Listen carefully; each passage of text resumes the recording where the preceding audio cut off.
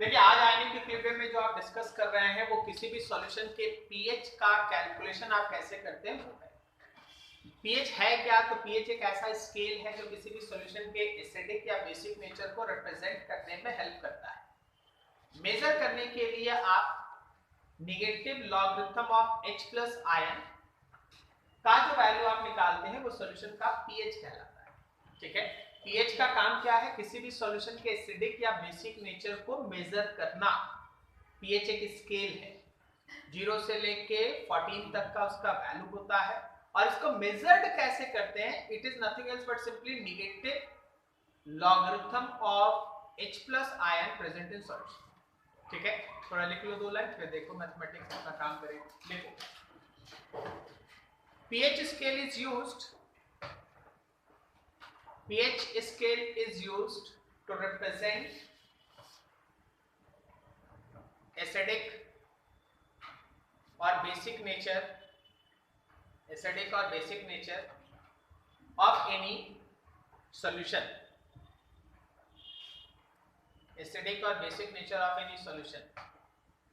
and it is measured as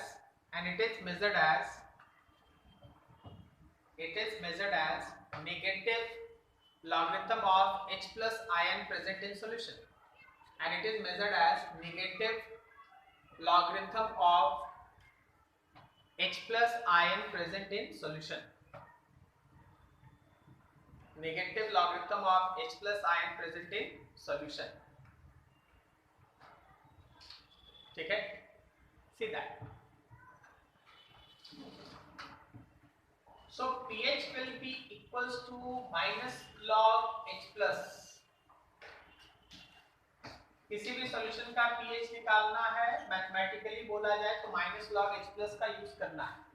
ठीक है, in general अगर आप बात करोगे तो pH स्केल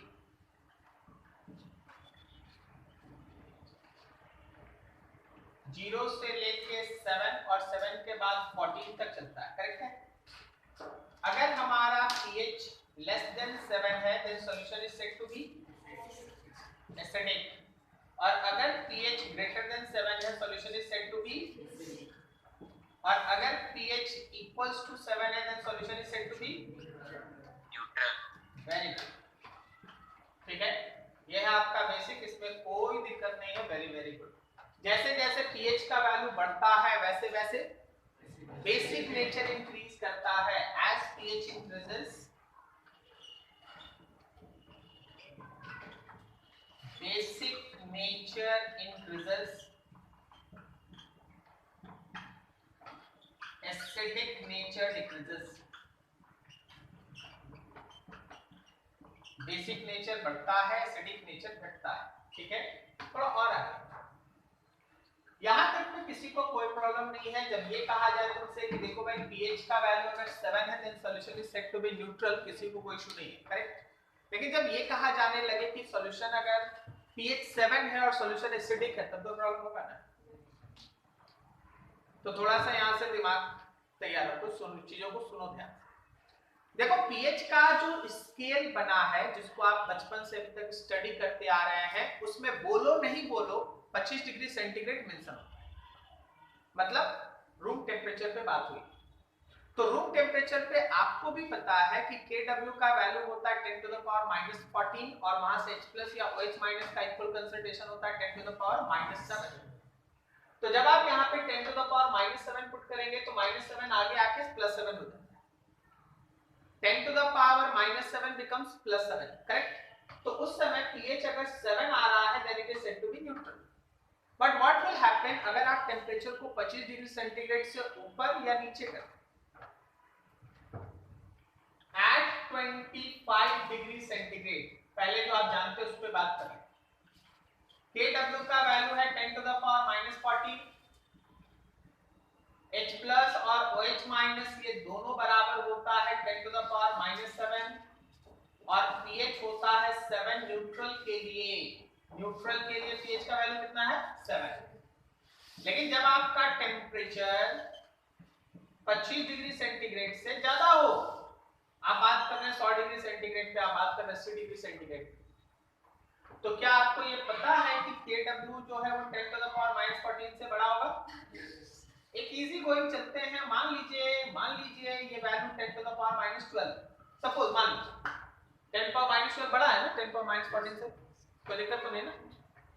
तो इसका मतलब ये है कि अगर -12 है तो आपका H प्लस और OH माइनस ये दोनों 10⁻⁻6 है नहीं? तो पता है आपको pH equals to 6 is neutral and pH equals to 7 is basic. क्या तुमको समझ में आया? इस बार जहां H प्लस और OH माइनस 10⁻6 है तो वहां जब माइनस लॉग 10⁻6 की जगह 6 आ गया, मतलब 6 pH न्यूट्रल को दिखाएगा तो 7 pH किसको दिखाएगा? बेसिक। समझ में आ रहा है? तो वो समझ में कोई दिक्कत भाई, जनरल चीज नहीं है, बचपन से जो पढ़ा हुआ चीज है उस पे आपको है ना एक डॉट लगाना है। और ये यहां तक कोई दिक्कत नहीं, समझ में आओ तक? Yes sir. अगला, अगर हमारा टेम्परेचर 25 डिग्री सेंटीग्रेड से कम हो तो Kw का वैल्यू भी 10⁻⁻14 से कम होगा। बोलो क्या लेना चाहते हो? आराम वाला, मतलब ज्यादा टिपिकल मत लो। क्या हम 16 ले लें?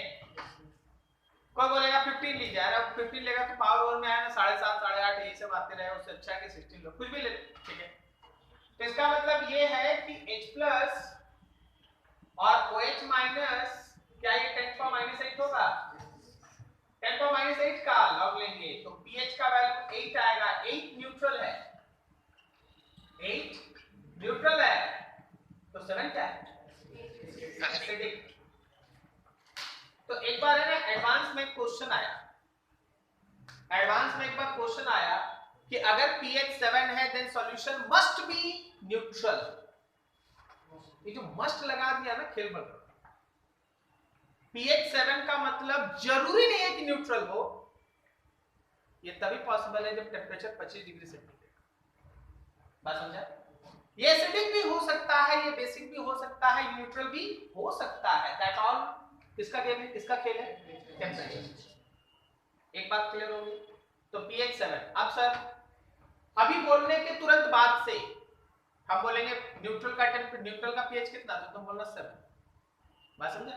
अब वो हमेशा मतलब सर अगर 25 डिग्री ज्यादा हो तो, सर ठंडा पड़ रहा तो, सर गर्मी हो रहा तो, मतलब ये आपके एक नॉलेज के लिए था कि टेम्परेचर के चेंज करने से 7 एसिडिक भी हो सकता है, बेसिक भी हो सकता है। क्लियर? लेकिन हम लोग वही मान के चलेंगे, न्यूट्रल लेना है तो कितना लेना है? 7 लेना है। न्यूट्रल लेना कितना लेना है? 7 लेना है। ये ठीक है, समझ में आ रहा? अब यहां से थोड़ा आगे, now for calculation of pH। अब चलिए pH का कैलकुलेशन करें।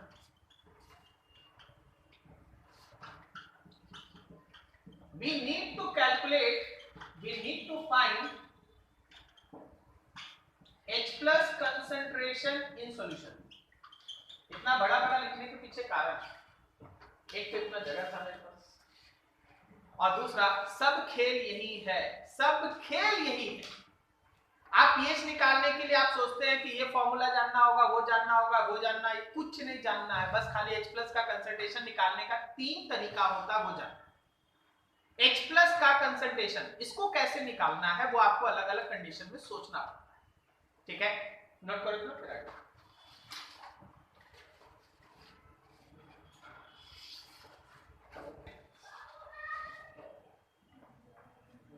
1000 बुक है, उसमें हमको सब पढ़ना है। देखो यहां ध्यान से आगे आपको यहां पे सिखाया गया कि H प्लस का कंसंट्रेशन हम लोगों को निकालना पड़ता है, ठीक है? आप मानिए कि आप थोड़ा सा मतलब जनरल लाइफ का बात ना करें, केमिस्ट्री के लैंग्वेज में बताएं, जो आप चैप्टर पढ़ रहे हो उसको ध्यान में रख के बताएं। आप कोई सॉल्यूशन बनाएंगे तो उसमें क्या क्या डाल सकते हैं? एसिड डाल सकते हैं, बेस डाल सकते हैं, ठीक है? पानी तो रहेगा, सही। अब थोड़ा बेस को अलग करते हैं, H प्लस सोच रहे हैं, एसिड सोच रहे हैं, ठीक है? आप एसिड डाल सकते हैं, पानी रहेगा, कोई दिक्कत नहीं। एसिड में भी 2 चीज, weak acid and strong acid. 3 चीज हम आपको बोल रहे हैं, स्ट्रॉन्ग एसिड, वीक एसिड और पानी। अब बताइए तीनों के अलावा H प्लस और कौन दे सकता है? अब दो को स्ट्रॉन्ग एसिड रहे तो वो स्ट्रॉन्ग एसिड, चार को वीक एसिड रहे तो वीक एसिड, पानी पानी। तो तीन ही जगह मेनली होता है जहां से आप H प्लस लेते, या तो उस सॉल्यूशन को बनाते समय कोई स्ट्रॉन्ग एसिड डाला गया है या फिर वीक एसिड डाला गया है, पानी तो रहेगा नहीं, या स्ट्रॉन्ग एसिड और वीक एसिड एक साथ डाल दिया गया, यही हो सकता है ना। एक एक करके सब पे काम करना सीखो, एक एक करके सीखो। फॉर वाटर कोई ज्यादा दिमाग मत लगाना। पानी के लिए अगर H प्लस लेना पड़े, पानी के लिए अगर H प्लस लेना पड़े तो ये तुमको मालूम होता है 10 to the power -7, करेक्ट ना। पानी का H plus 10 to the power -7, sir 25 degree नहीं रहा तो, अरे नहीं रहा तो जो रहेगा देख लेना यार, जनरली तुम्हारा यही रहेगा, कुछ नहीं मेंशन है टेम्परेचर में, यही है, ठीक है। अब जरा देखना, फॉर एनी स्ट्रॉन्ग एसिड, ध्यान से, कोई एक स्ट्रॉन्ग एसिड कैसे टूटता है, कैसे टूटता है स्ट्रॉन्ग एसिड, देखो मान लो HA एक स्ट्रॉन्ग एसिड है, HA लिख रहा है तो कोई गड़बड़ नहीं ना है, हम आगे जाके इसको वीक एसिड भी लिखेंगे, कोई सिंपल है जैसे H2SO4 है, जैसे HCl है, जैसे HNO3 है, लाइक दैट। स्ट्रॉन्ग एसिड ऐसे टूटता है H प्लस पूरा A-, T equals to 0 time पे कंसंट्रेशन C है, कुछ नहीं है, और T equals to T time के बाद ये 0 हो जाता है, ये C हो जाता है, ये C हो जाता है, मतलब पूरा टूट गया, पूरा का पूरा टूट गया, समझ में आ रहा है, ठीक है, पूरा का पूरा डिसोसिएट कर गया। अगर इसका मोलर कंसंट्रेशन शुरुआत में 0.1 m था तो डिसोसिएशन के बाद आप H प्लस 0.1 m लेंगे, समझ में आया। स्ट्रॉन्ग एसिड ऐसे काम, हाँ कभी कभी क्या होता है स्ट्रॉन्ग एसिड में, जैसे एक एग्जांपल दे दो हम समझाते हैं, मान लीजिए आपके पास H2SO4 है स्ट्रॉन्ग एसिड, और ये सॉल्यूशन में 2H प्लस एक बार में दे देता है, जबकि जनरली होता नहीं, मान लो चलता है। अगर हम T इक्वल्स टू 0 टाइम पे इसका कंसंट्रेशन 0.1 m लिखेंगे तो ये बिल्कुल नहीं होगा, लेकिन T equals to T time में ये पूरी तरह से खत्म हो गया, हमको 0 लिखना चाहिए, और ये H प्लस 2 इंटू 0.1 बन गया, और ये सल्फेट 0.1 बन गया, मतलब इसके लिए H लेना पड़ेगा तो 0.2 m लेंगे, नहीं समझा, ये 2 कहां से आ गया, ये वाला टूटा ना, इसमें 2 क्यों नहीं आया, 1 था तो 1 3 रहेगा, 3 लेंगे। स्ट्रॉन्ग एसिड मतलब पूरा तोड़, स्ट्रॉन्ग एसिड में कुछ बचेगा नहीं, पूरा तोड़ देना है, पूरा उधर चले, ठीक है, जितना कोएफिशिएंट रहेगा उतना टाइम्स मल्टीप्लाई कर, समझ पा रहे हो लास्ट में। आ जाओ थोड़ा वीक एसिड पर, weak acid HA reversible H plus A-, correct ना। T equals to 0 time C, ये कुछ नहीं, T equals to T time C में से 1 माइनस अल्फा गया, ये बना C अल्फा, ये बना C अल्फा, ठीक है ना। लास्ट टाइम आगे देखो, क्या यहां से H प्लस जो तुमको चाहिए वो C अल्फा आएगा, ठीक, जो तुमको H प्लस चाहिए क्या वो C रूट अंडर K/C आएगा, अल्फा याद है,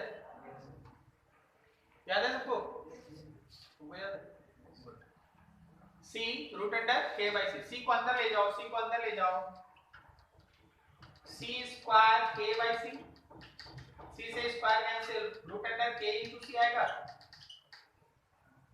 हम वीक एसिड में पीएच निकालने के लिए छोटा सा फॉर्मूला निकाल देते हैं, डायरेक्टली उसको यूज करते हैं, ठीक है। बनाने का तरीका देख लो, एक बार H प्लस आ गया, आगे लॉग लगाइए, माइनस लॉग निकालिए, आंसर आ जाएगा, लेकिन हम एक फॉर्मूला बना देते हैं उसके लिए। नाउ पीएच, अगर पीएच निकालना है तो minus log H plus concentration, हम लोग अभी केवल वीक एसिड में बात कर रहे हैं, माइनस लॉग H प्लस के जगह पे Ka इंटू C पे पावर 1/2 आया, ठीक, 1/2 को आगे कर लिए, 1/2 को आगे कर लिए,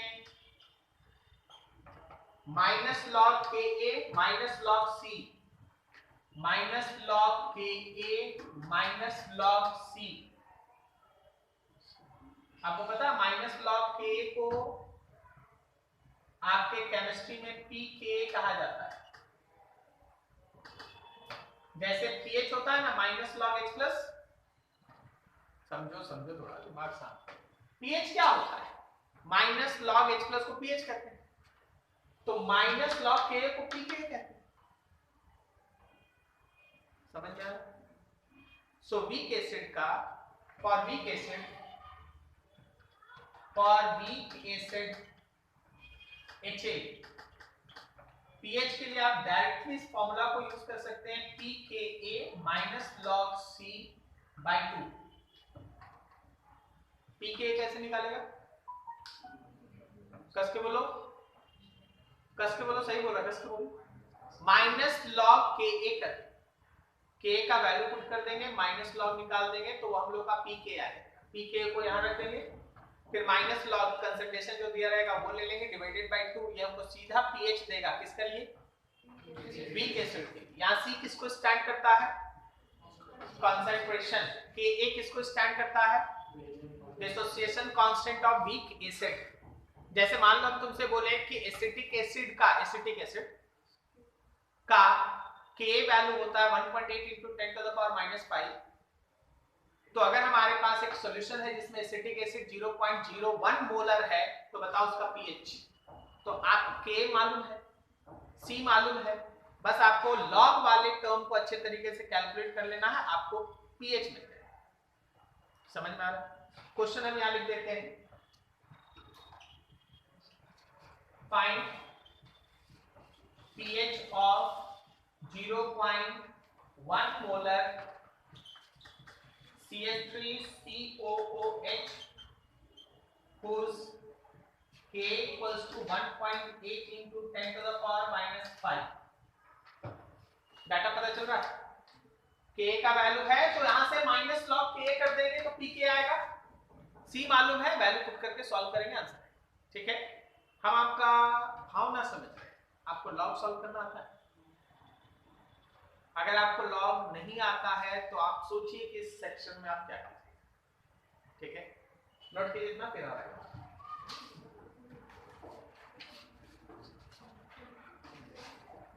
बात ये, चलिए देखिए आगे इसमें देखिए। सपोज आपके सामने एक मिक्सचर है स्ट्रॉन्ग एसिड का एंड वीक एसिड का। स्ट्रॉन्ग एसिड और वीक एसिड इन दोनों का एक मिक्सचर है।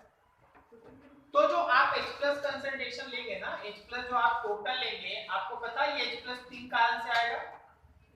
H+ आएगा स्ट्रॉन्ग एसिड वाले कॉन्सेप्ट से, H+ आएगा वीक एसिड वाले कॉन्सेप्ट से, और प्लस आएगा 10 to the power -7। बोलो ये 10 power -7 किसका? पानी का। ठीक है, अब आप सुनिए और समझिए मेरी बात। इन दोनों का डाटा, इन दोनों का जो न्यूमेरिकल वैल्यू आएगा वो तुमको आगे गाइड करेगा कि उसमें तुम प्लस 10 to the power -7 लोगे या नहीं लोगे। अगर ये डाटा इसके कंपैरिजन में काफी बड़ा आता है, मेरे वर्ड समझना, तो आप 10 power -7 को छोड़ दो। ठीक है, नेग्लेक्ट कर दीजिए। सपोज ये 1000 आया, 2000 आया, 5000 आया, 10000 आया, 10000 भी आया तो कितना आया? 10 power -4 मान लो, 1/10 10 power -4 आया। 10 power -4 बगल में 10 power -7, आप इसको छोड़ दो, आपके आंसर पे इफेक्ट नहीं पड़ेगा। लेकिन अगर इसके कंपैरिजन में ही ये दोनों डाटा है तो आप इसको नहीं छोड़ सकते। ठीक है, इसके लिए हम आपको एक क्वेश्चन समझाते हैं। देखिए आप कितना बेहतरीन क्वेश्चन है ना। सर 5 मिनट में सॉल्व करें।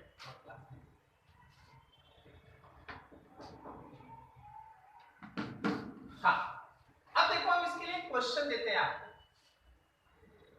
फाइंड pH ऑफ, हम थोड़ा इजी, मतलब ज्यादा ट्विस्ट नहीं कर रहे हैं, हम इसको हटा देते हैं, इसको और इसको लेके आपके सामने क्वेश्चन। पहला है 0.01 मोलर HCl और दूसरा है 10 to the power -8 molar HCl। HCl मतलब एसिड या बेस? बेस। सब एक दूसरे को देखो, हम तुम HCl एसिड होता ना, HCl इज एसिड, ओके। तो देखो अगर ये एसिड है तो इसका pH 7 से ऊपर नहीं आना चाहिए, कम तो ठीक। चलिए थोड़ा गलती करते हैं फिर सही करते हैं। पहले पहला वाला बनाते हैं जो एकदम एक बार में सही हो जाएगा। क्या वो 10 to the power -2 molar HCl है? तो जब हम लोग HCl लेंगे ये पूरा का पूरा H+ और Cl- में टूट जाएगा, जो हम लोग सीखे थे। T = 0 टाइम पे 10 टू द पावर -2 मोलर है, उस समय ये नहीं है। और T = T टाइम के बाद ये पूरी तरह से खत्म हो गया, 10 टू द पावर -2 मोलर ये बन गया। इसी से काम, तो H+ जो आपका आया वो 10 टू द पावर -2 मोलर होगा। और जब आप यहाँ पे pH निकालिएगा -log 10 टू द पावर -2 आएगा, सॉल्व किए 2 आया, एकदम सही आंसर है, इसमें कोई दिक्कत नहीं, करेक्ट ना। एसिड है, pH 7 से छोटा रहा, करेक्ट। अब देखो खेल, यही खेल अगर तुम सेकंड केस में खेलेगा 10 to the power -8 molar HCl, तो HCl टूटा, H+ और Cl- दे दिया। T = 0 टाइम में 10 टू द पावर -8 मोलर था, H नहीं था, Cl नहीं था। T = T टाइम में ये पूरी तरह से कंज्यूम 10 टू पावर -8 मोलर बन गया, और ये भी 10 टू पावर -8 मोलर बन गया। हमको H+ से काम है, तो अगर हम यहाँ पे H+ का concentration 10 to the power -8 molar लें और यहीं से हम pH निकालना स्टार्ट करें -log 10 टू द पावर -8, तो problem is that it comes to be 8। लेकिन HCl एसिड होता है, ऐसा हम लोग जानते हैं, मानते हैं कि तुमको भी आता है, ठीक है। तो इस 7 से बड़ा तो नहीं आना चाहिए। कहाँ गलती है? कहीं ना कहीं तो गलती है। कहाँ गलती? इसमें गलती है या इसमें? उसमें क्या गलती है? बिल्कुल सही बोलो, उसमें क्या गलती है? हाँ कस के बोलो।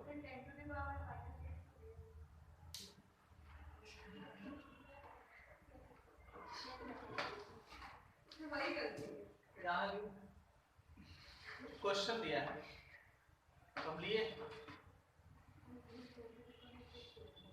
अगर 10 टू पावर -8 लेना गलत है तो फिर इसे कैसे 10 टू पावर -2 लेना? ये तो 10 टू पावर -2 है ना। गलती एक्चुअली ये है कि दोनों जगह बगल में पानी का कंसंट्रेशन जुड़ा हुआ है। H+ में यहां भी 10 टू द पावर -7 होना चाहिए, और वही 10 टू द पावर -7 यहां भी होना चाहिए, पानी वाला। इसके कंपैरिजन में ये 1 लाख गुना कम है, 1 लाख गुना कम, पता चला 1 लाख 10 पावर -5 टाइम्स कम। तो हम लोग इसको नेग्लेक्ट कर दिए और आपका आंसर आ गया, ये 100% करेक्ट आंसर है, कोई नहीं।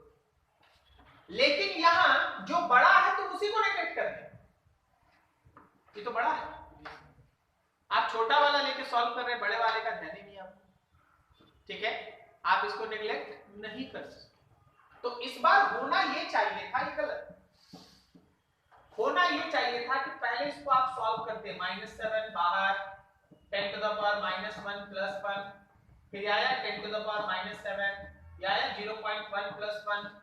तो एक्चुअली आपका 1.1 into 10 to the power -7 molar is the concentration of H+, ना कि ये 8। बात समझे? समझा? किसको नेग्लेक्ट कर दिए थे हम लोग? पानी को, जो ज्यादा, ये ज्यादा, इसको कैसे नेग्लेक्ट कर सकते?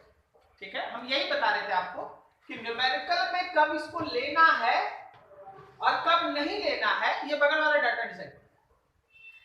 बगल में कौन है? यहाँ बगल में बहुत बड़ा है तो इसको छोड़ो, यहाँ बगल वाला छोटा है तो उसको लो, नहीं तो आंसर गलत आ जाएगा। अब अगर आप यहाँ से सॉल्व करेंगे, pH is equals to -log H+, -log H+ में आएगा 1.1 into 10 to the power -7। Note करो इसको।